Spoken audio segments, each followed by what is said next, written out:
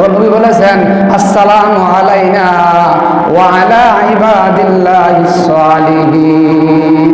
হে আল্লাহ, আমার সমস্ত নেককার উম্মতের জন্য এবং সমস্ত নবীগণদের পক্ষ থেকে আপনার হাদিয়াটা আমি গ্রহণ করলাম। জোরে বলেন সুবহানাল্লাহ। কথা বুঝতেছেন নি? আল্লাহ নবী যখন 3 প্রকার হাদিয়া নিয়ে গেলেন আল্লাহর জন্য, তিনার বন্ধুর জন্য, তখন আল্লাহ তাআলা তার বন্ধুকে 3 প্রকার আবার হাদিয়া দিলেন, সালাম দিলেন, বরকত দিলেন, রহমত দিলেন। তখন আল্লাহ নবী বলেছিলেন, আসসালামু আলাইনা ওয়া আলা ইবাদিল্লাহিস সালিহিন। হে আল্লাহ, আপনি আমাকে সালাম দিলেন, বরকত দিলেন, রহমত দিলেন, আমি একা গ্রহণ করব এটা হতে পারে না। আমি আমার সমস্ত নেককার উম্মতের পক্ষ থেকে এবং সমস্ত নবীগণদের পক্ষ থেকে আপনার হাদিয়াটা গ্রহণ করলাম। জোরে বলেন সুবহানাল্লাহ। তখন ফেরেশতারা বলেছিল, আশহাদু আল্লা ইলাহা ইল্লাল্লাহু ওয়াহদাহু লা শারীকা লাহু ওয়া আশহাদু আন্না মুহাম্মাদান আবদুহু ওয়া রাসূলুহু। জোরে বলেন সুবহানাল্লাহ। ফেরেশতারা বলেন, আমরা সাক্ষী দিয়েছি যে আপনারা বন্ধুর কথোপকথন হাদিয়া দেওয়ার ব্যাপারে। জোরে বলেন সুবহানাল্লাহ। তাহলে দেখেন আমাদের নবী কেমন নবী, যে নবী আল্লাহর বাড়িতে গিয়েও, আল্লাহর আরশে আযমে গিয়েও আল্লাহর সাথে কথা বলার সময়ও তার উম্মতকে বলেন নাই, উম্মতকে খালি আনেন নাই, উম্মতের সাথে কথা বলেছে। জোরে বলেন সুবহানাল্লাহ। আল্লাহ নবী মেরাজে যাওয়ার পরে আল্লাহর সাথে সাক্ষাৎ হওয়ার পরে প্রথম কথা হয়েছিল এইটা হাদিয়া নিয়া। এরপর অনেক কথা হয়েছিল, আমি শুধুমাত্র আপনাদের সম্মুখে 3টা কথা বলবো। একটা কথা বলে ফেলেছি যে আল্লাহ নবী হাদিয়া নিয়েছে 3 প্রকারের, আর আল্লাহ তাআলা তাকে 3 প্রকারের হাদিয়া দিয়েছে। আর আল্লাহ নবী শুধু তিনি একা গ্রহণ করে নাই, সমস্ত নেককার উম্মতের পক্ষ থেকে এবং সমস্ত নবীগণদের পক্ষ থেকে আল্লাহর হাদিয়া গ্রহণ করেছেন। জোরে বলেন সুবহানাল্লাহ। আর কথার ভিতরের মধ্যে আরেকটা মধ্যস্থল কথা কি ছিল, আল্লাহর নবীকে আল্লাহ তাআলা বিশেষ একটা চূড়ান্ত সিদ্ধান্তের কথা দিয়েছিলেন। সমস্ত কথার ভিতরে মধ্যে একটা কথা বলেছিলেন তার হাবিবকে, হে আমার হাবিব, যে আপনার সমস্ত উম্মতদেরকে আমি যত গুনাহগার হতে পারে তাদেরকে আমি চিরস্থায়ী জাহান্নাম দিব না, চিরস্থায়ী জাহান্নামে দিব না। আবারও জোরে বলেন সুবহানাল্লাহ। আপনারা এই কথা শুনে খুশি না বেজার? কত বড় কথা যে আল্লাহ তার হাবিবকে বলেছে যে আপনার উম্মতদেরকে আমি কোনোদিন কোনো সময় চিরস্থায়ী জাহান্নামে রাখবো না।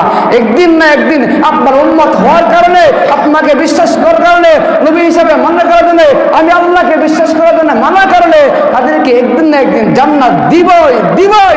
জোরে বলেন সুবহানাল্লাহ। মুহতারাম হাজরিন, এই আল্লাহ তাআলার সাথে আল্লাহ নবীর কথা। শেষ কথা কি, সময় শেষ, কি বলবো, শেষ কথা হলো এটাই। ও আল্লাহ নবী আল্লাহকে বলতেছে, হে রব্বুল আলামিন, আপনি আমাকে আগমন করলেন, দাওয়াত দিয়ে আনলেন, আপনার সাথে আমি কথোপকথন করলাম, আলাপ আলোচনা করলাম, আপনি আমাকে কিছু মহান মর্যাদা দিয়েছেন, মহানবী হিসেবে আমাকে সাব্যস্ত করেছেন, মহামূল্যবান বানিয়েছেন।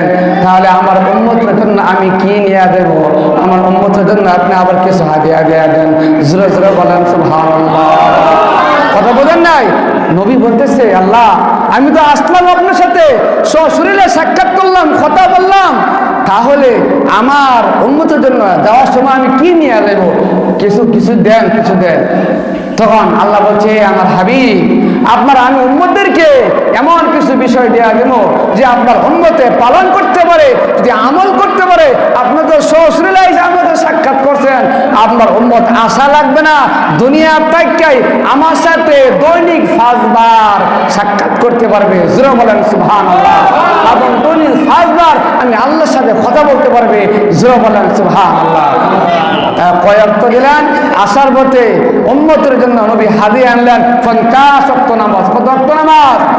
50 ওয়াক্ত, 5 ওয়াক্ত না, 50 ওয়াক্ত নামাজ আল্লাহ নবী আল্লাহর কাছ থেকে তার উম্মতের জন্য হাদিয়া আনলেন।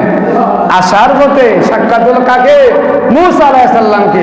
মুসা আলাইহিস সালাম বলছে, এ হাবিব, আপনারা যাচ্ছেন, আপনার উম্মতের জন্য কি আনছেন? তো আনছি 50 ওয়াক্ত নামাজ। তখন মুসা আলাইহিস সালাম বলছে, ও আল্লাহর হাবিব, এই 50 ওয়াক্ত আপনার উম্মতটাকে দুর্বল, এটা তারা আমল করতে পারবে না। আপনি আল্লাহর কাছে আবার যান, কিছু কমায় আনেন, কিছু মাপ নিয়ে আসেন। আল্লাহ নবী আবার গেছে, 5 ওয়াক্ত কমাইছে, আবার আসে। মুসা তাই বললো, আবার যান, আবার গেছে। এইভাবে যেতে যেতে 9 বার গেছে। 9 বার যাওয়ার পরে 45 ওয়াক্ত আল্লাহ তাআলা মাফ করে দিয়েছে। সূরা বলেন সুবহানাল্লাহ। আসার পরে মুসা আলাইহিস সালাম আল্লাহ নবীকে আবার বললেন, হে নবী, আপনি কয়েকটা এনেছেন? 5 ওয়াক্ত এনেছি। মুসা আলাইহিস সালাম বললেন, না হাবিব, আপনি আবার যান।